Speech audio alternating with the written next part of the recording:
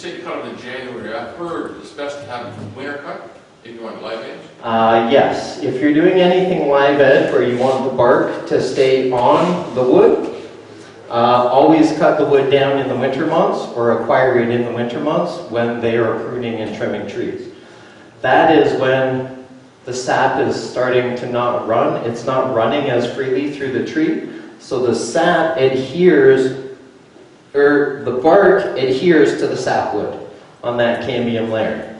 If you cut it down in the summer, the first thing that separates, because all that sap is running freely throughout the tree, the first thing that separates is that bark. And the first thing that hits you in the face when you're turning a live edge bowl is that bark that comes flying off. So if you cut this down in the summer, turn them quick before the bark starts to remove, and stabilize the bark with either CA glue, super glue, same thing, epoxy.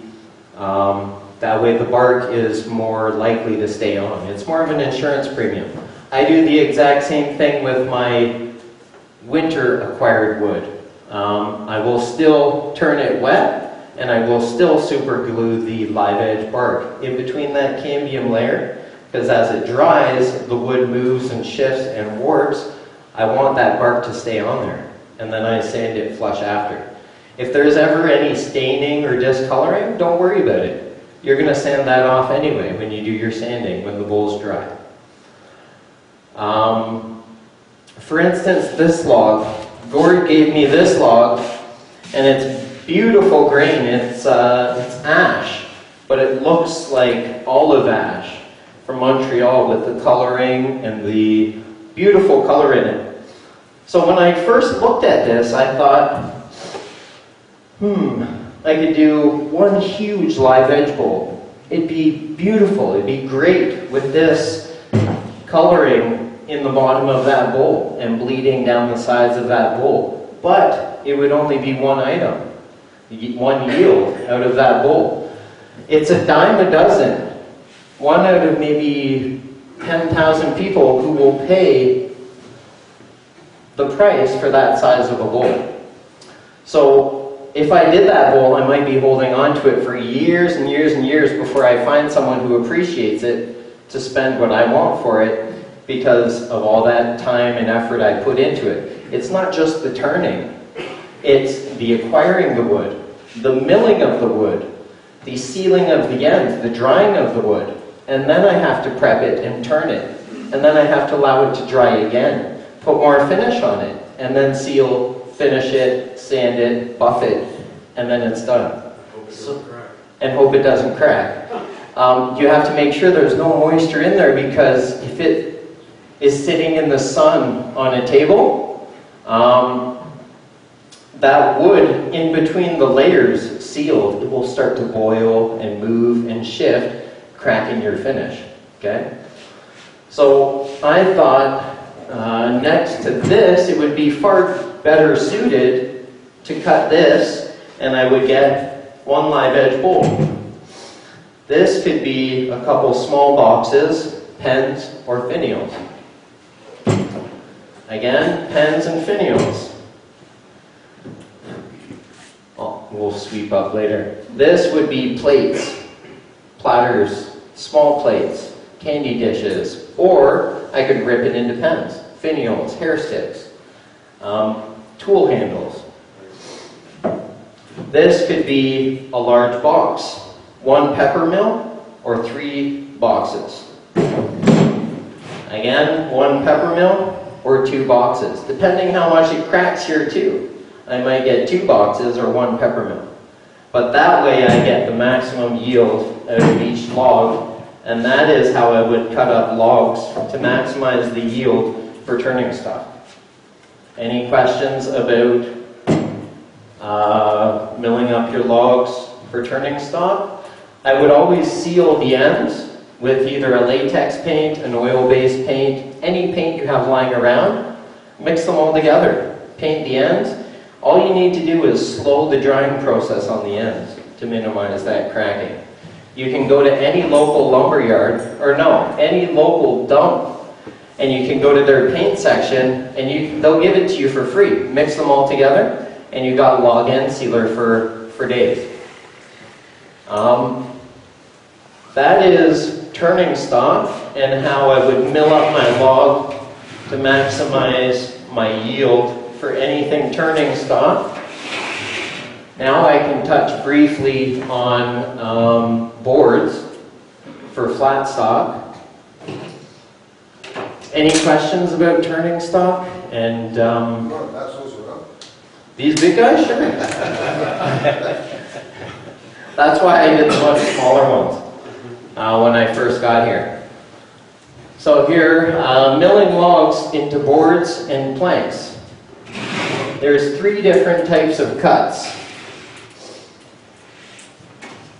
when you mill up a log. There is plain sawn, where you just get the maximum yield out of a log and you just cut straight across, parallel, all the way across, all the way down. The other one is quartersawn. So you take a piece here, you lose a piece here, you take another piece here, lose a piece, take a piece, lose a piece. So quartersawn is by far the most waste, but by far the best structurally sound because it has the least amount of movement. With plain sawn wood, the grain, they're cut all the way across. So these growth rings are inconsistent all the way through the log, which is very prone to cupping, twisting, warping, cracking. By far, plain sawn lumber is not very structurally sound when building structures. Because even though it's kiln dried, and those inconsistencies in the growth rings, it still moves and shifts with our 4 seasons. Our humidity, our heat, hot, our cold, our damp seasons, wood is constantly contracting and moving. So if you built a place with all flat sawn wood, you'd have nail pop outs everywhere. By far,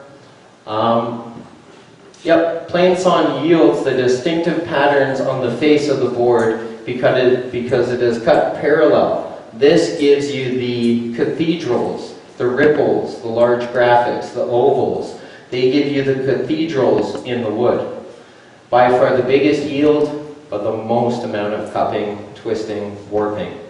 So you wouldn't use this necessarily in fine furniture, because if I'm doing 4 legs and I'm using plain sawn wood, say this one moves in the spring, this one moves a 1/4 inch, this one moves a 1/4 inch, this one moves this 1/4 inch, and this one moves a 1/4 inch.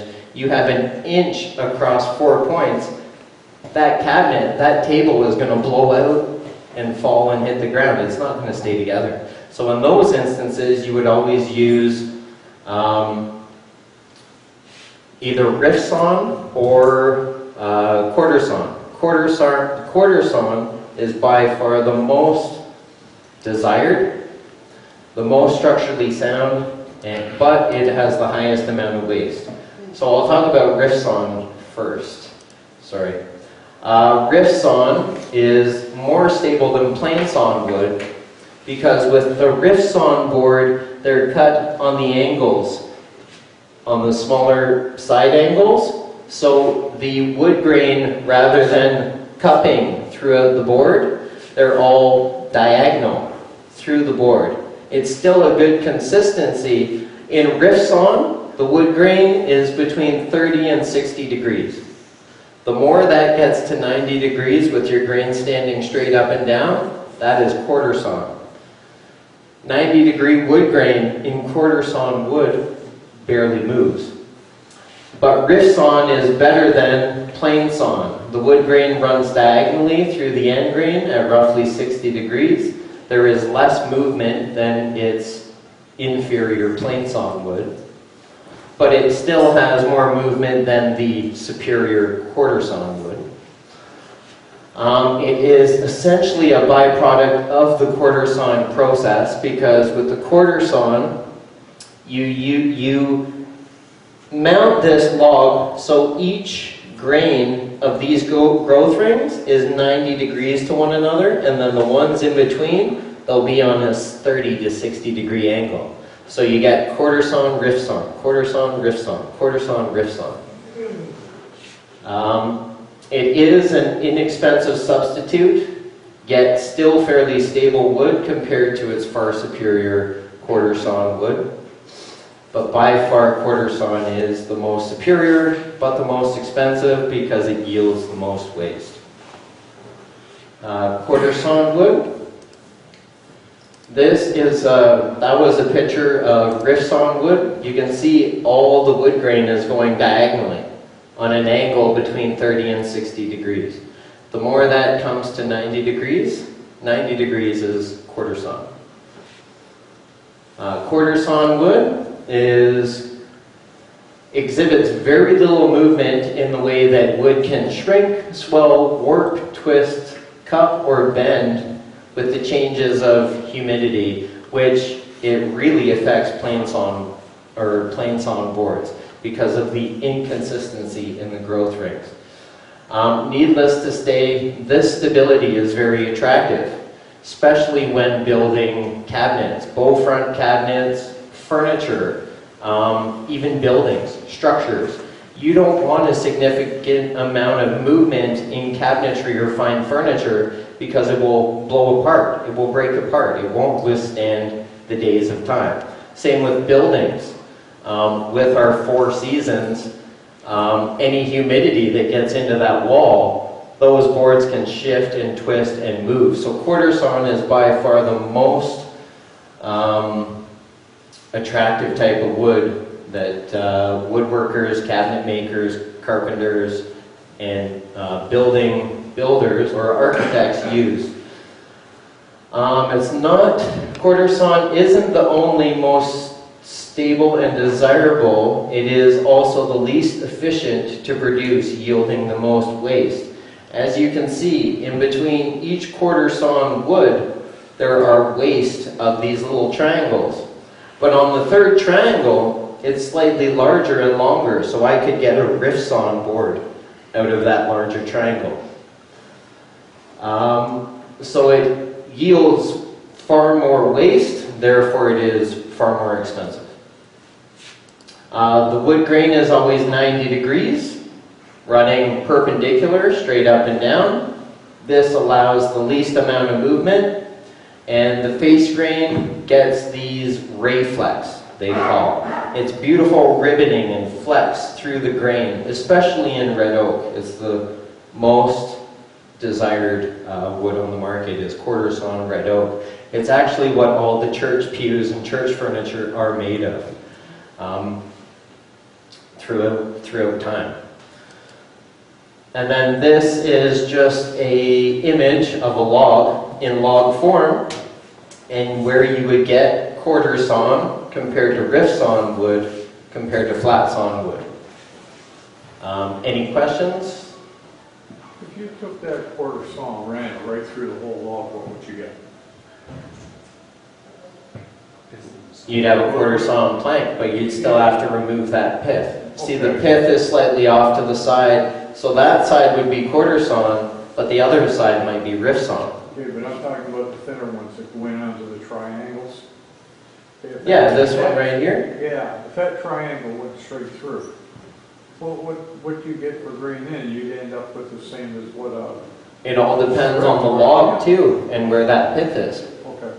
So if that pith is dead center, as I cut this on that angle, I have quartersawn. But if I cut it here on this angle, I have riftsawn. And if I cut it straight parallel, I have plainsawn. It's quite interesting how the mill does that, eh? Yeah. Yeah, it's pretty... Sophisticated. Yeah, I haven't seen it in a mill and how they do it. I've just seen photos online. But it is pretty amazing to how they mill up 10, 12 foot long logs into your 10, 12, 14 length rough-sawn lumber that you can go buy at Peacock. It is a very extensive process, but it's nice to have good wood to make stuff with. In a small log, it seems like a lot of waste, but in a really large tree, you can get an enormous amount of quartersawn out of it and still have a lot of waste. which Yeah. you could turn into something else. Yeah, if you save those waste pieces, if he was a wood turner, he'd have pens and finials for days. Right?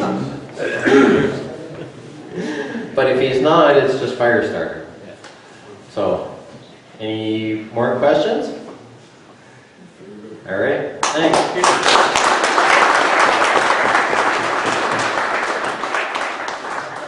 Thanks, Kate. That was an amazing presentation. Well done. Thank you very much. Thanks. All right, so we're going to finish off as Mr. Godette